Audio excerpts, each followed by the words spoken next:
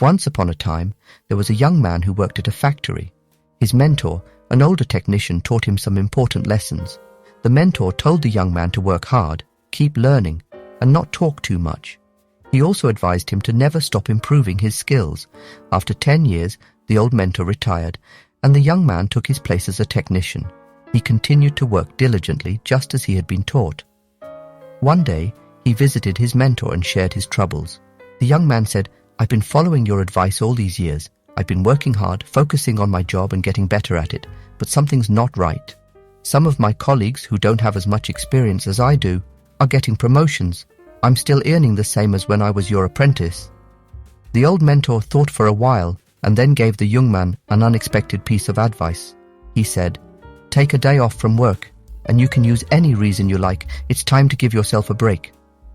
The young man was surprised by this suggestion, but he decided to follow it.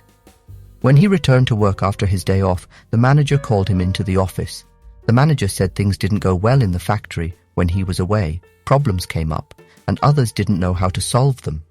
Realizing his importance, the manager decided to promote him to a senior technician position to appreciate his hard work. The young man was thankful for his mentor's wisdom. He thought this was the secret to success. From then on, whenever he felt he deserved more recognition, he would take a day off. Surprisingly, when he returned, things would often improve. This continued for months. However, one day, he was surprised to find he couldn't enter the factory. He learned that his job was terminated. He couldn't believe it and went back to see his mentor to figure out what went wrong.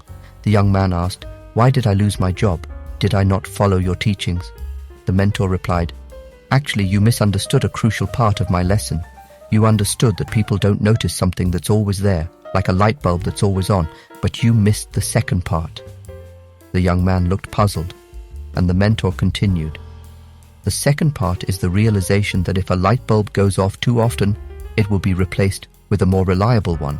No one wants an unreliable light bulb."